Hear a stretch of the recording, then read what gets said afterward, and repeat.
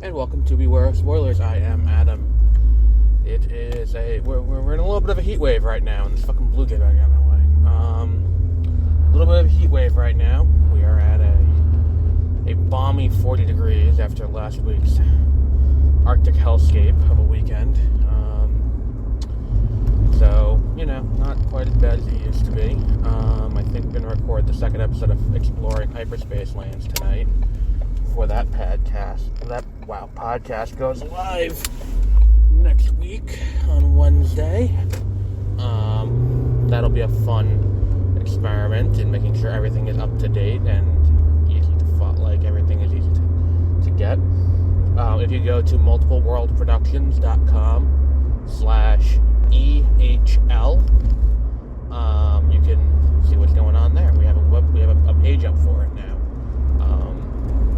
But today we're here to talk about Tar, the biopic about Lydia Tar. And I missed this in theaters. And for those of you who haven't, been listening, since yesterday, or really since the beginning of summer, my theater went down for renovation. AMC announced they're putting in a bunch of laser projectors at IMAX screens. And as part of that, they've renovated a bunch of theaters, put in new seating with heating and recliners and stuff like that. So, all of that happens.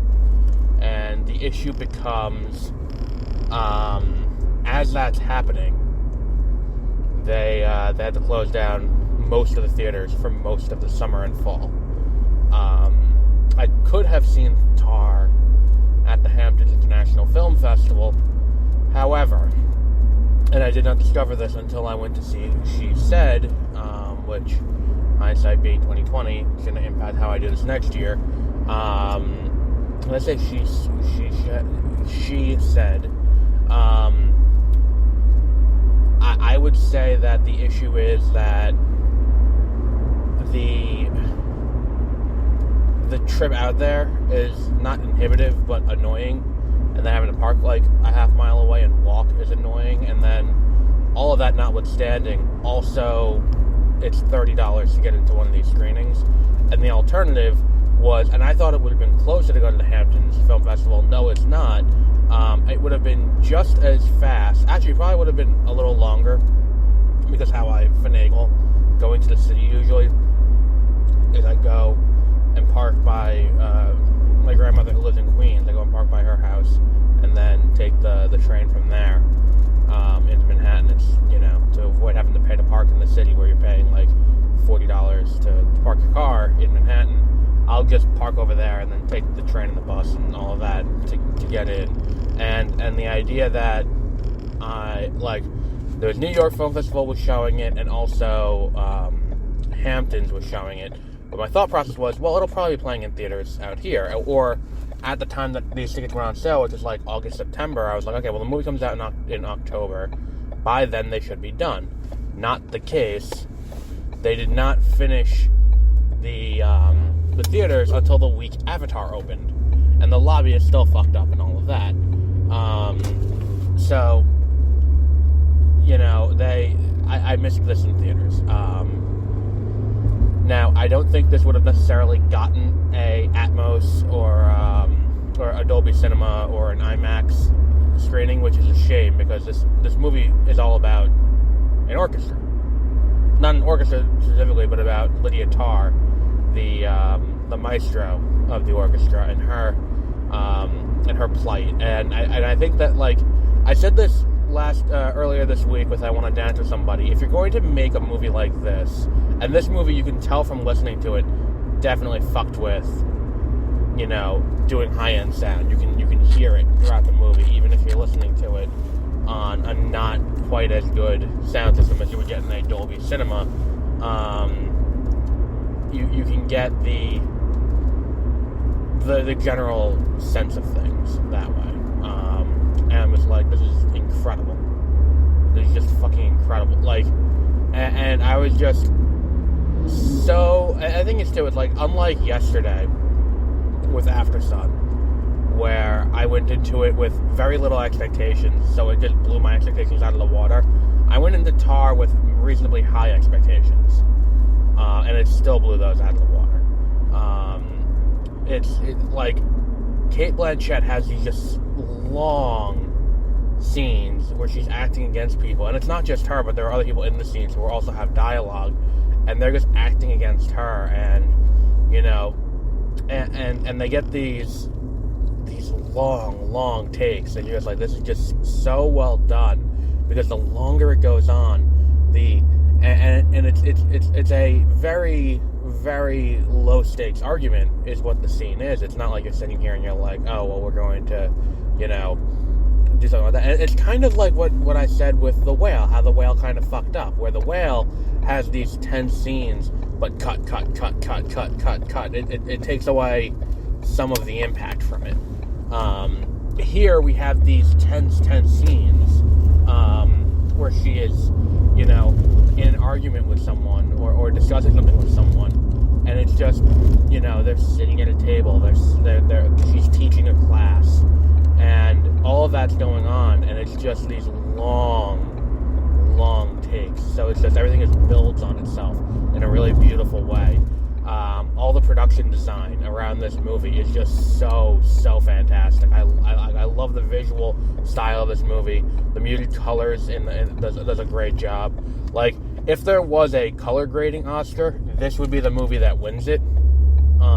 I think, because like I've said with color grading, there is you don't really notice it unless it's really good or really shitty. And this is the really good color grading, where it's just beautiful the entire way through. It adds to the aesthetic in a meaningful and unique way that makes it really interesting to watch. The performances, like Cate Blanchett is fantastic in this movie. I think that the best actress is going to come down to her or Michelle Yeoh from Everything Everywhere All at Once, and I just have the personal preference for Everything Everywhere All at Once, but I think it's going to come down to them too, and I think that depending on when you ask me, I may side with Cate Blanchett in this movie over Michelle Yeoh. But I just love that movie so much, Everything Everywhere All at Once, that it's hard to it's hard to get around. What else was there? And just the thematic resonance, I think, is the only place that it really kind of falters for me. Like, the only place that this really falters is, like, a lot of the societal critiques that it attempts to levy don't exactly land, or when they do land, but they feel very superficial. Like, it's a very surface level analysis of the idea that if you were accused of doing something, you might as well have done it. Like, and the idea that this whole thing, I feel like that's the only place the movie really falls apart for me. And to say falls apart is a misstep. It's just there isn't the depth that the movie feels like it wanted. It's just not there is the only issue.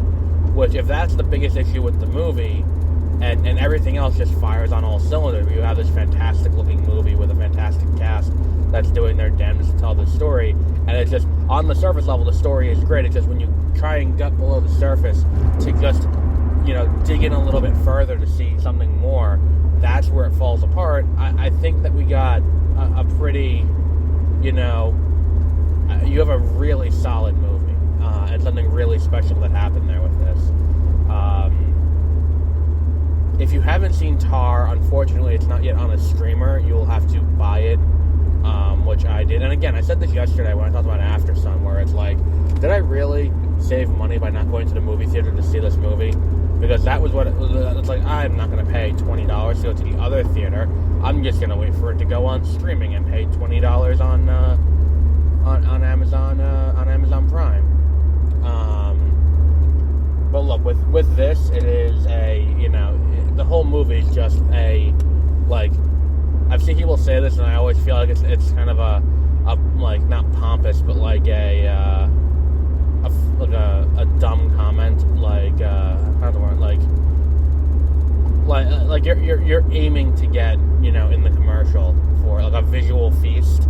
Like, this is that movie. Like, there is so much going on, and everything is so kind of nuanced, and it just works so well. I just feel like they could have gone a little deeper, or gone with a more nuanced approach to like, what happens here is very difficult to apply outside of this case study, and I feel like that's kind of where this kind of falls apart. And again, falls apart's the wrong word. I say falls apart's the word I use for it. Like, that's kind of the downside to the movie. But it's so fantastic. It's so beautiful. And that doesn't even get into the delusions, and as reality starts breaking down around Cate Blanchett, as her life starts to fall apart, it's like all of that as well is just so well done. And there's this creepy factor to it that just works so well as well.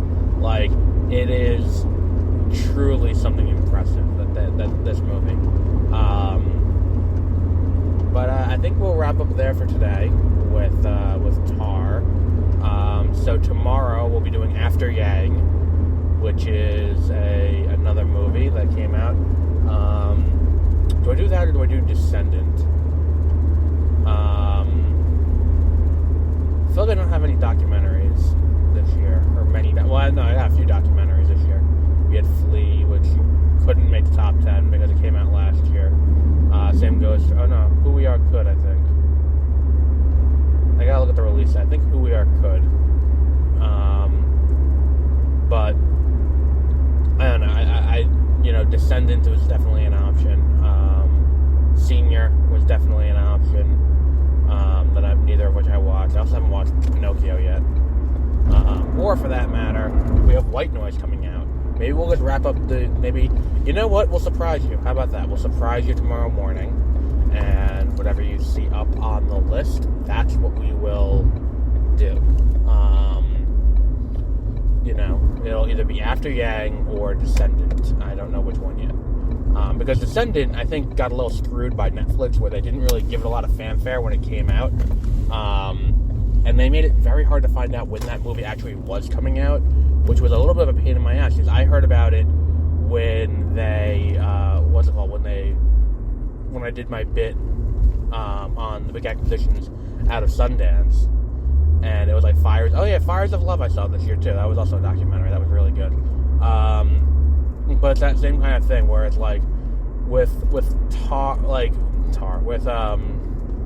Descendant, Netflix bought it, and then it didn't get a premiere until New York Film Festival, I don't think. And then it went to Sundance, and then it didn't do anything until New York Film Festival, and then it came out on Netflix, but they didn't really announce it. And their press site made it very hard to find. And also, I don't have the full press credentials because they refused to give me that. Unlike fucking Warner Brothers, where like I ask nicely and they give stuff, I would say 49 out of 50 times. I don't get what's it called. Oh yeah, I gotta request Gotham Knights. Yeah, gotta do that today. Gotta update my top 10 too, and work on my release slate for 2023. There's a lot going on today, I think is the point I'm trying to get across here as I sit in traffic on my way to work. Should have taken this week off. See, that would have been the smart thing to do, was take this week off. But, oh well.